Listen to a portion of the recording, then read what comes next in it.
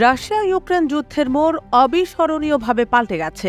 এতদিন রুশ বাহিনী দফায় দফায় ড্রোন হামলা করে ঝাঁঝরা করে ফেলেছিল ইউক্রেনের বুক। এখন একই উপায়ে হামলা করে ইউক্রেন ঘুম হারাম করে চলেছে মস্কোর। সম্প্রতি রাশিয়া ভূখণ্ডে ঢুকে ব্যাপক ড্রোন হামলা চালিয়েছে ইউক্রেন।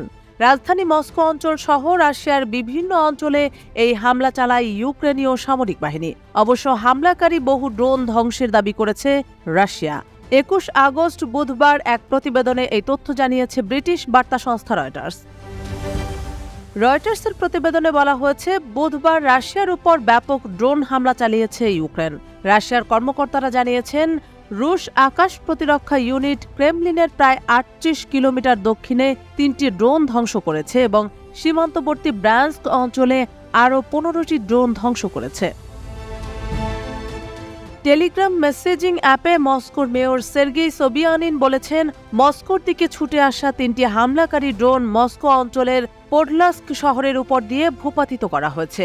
সোবিয়ানিন বলেন, প্রাথমিক তথ্য অনুযায়ী ধ্বংসাবশেষ যে স্থানে পড়েছিল সেখানে কোনো ক্ষয়ক্ষতি বা হতাহতের ঘটনা ঘটেনি। রাশিয়ার দক্ষিণ পশ্চিমের সীমান্তবর্তী ব্রায়ানস্ক অঞ্চলে ড্রোন হামলার পর কোনো হতাহতের বা ক্ষয়ক্ষতির খবর পাওয়া যায়নি বলে এই অঞ্চলের গভর্নর আলেকজান্ডার বোগোমাজ টেলিগ্রামে লিখেছেন। রাশিয়ার রাষ্ট্রীয় বার্তা সংস্থা RIA জানিয়েছে, তুলা অঞ্চলে 2টি ড্রোন ধ্বংস করা হয়েছে। পৃথকভাবে রাশিয়ার দক্ষিণ পশ্চিমাঞ্চলীয় রোস্তভ অঞ্চলের গভর্নর ভ্যাসিলি গোলুভেভ বলেছেন, আকাশ প্রতিরক্ষা বাহিনী এই অঞ্চলের উপরে ইউক্রেন থেকে নিক্ষেপ করা একটি ক্ষেপণাস্ত্র ধ্বংস করেছে। এতে কোনো হতাহতের খবর পাওয়া যায়নি। এদিনের হামলায় ইউক্রেন মোট কতটি ড্রোন ও ক্ষেপণাস্ত্র নিক্ষেপ করেছে তা এখনও স্পষ্ট নয়। রয়টার্সও স্বাধীনভাবে প্রতিবেদনগুলো যাচাই করতে পারেনি। এছাড়া ইউক্রেনের পক্ষ থেকেও তাৎক্ষণিকভাবে এ বিষয়ে কোনো মন্তব্য পাওয়া যায়নি।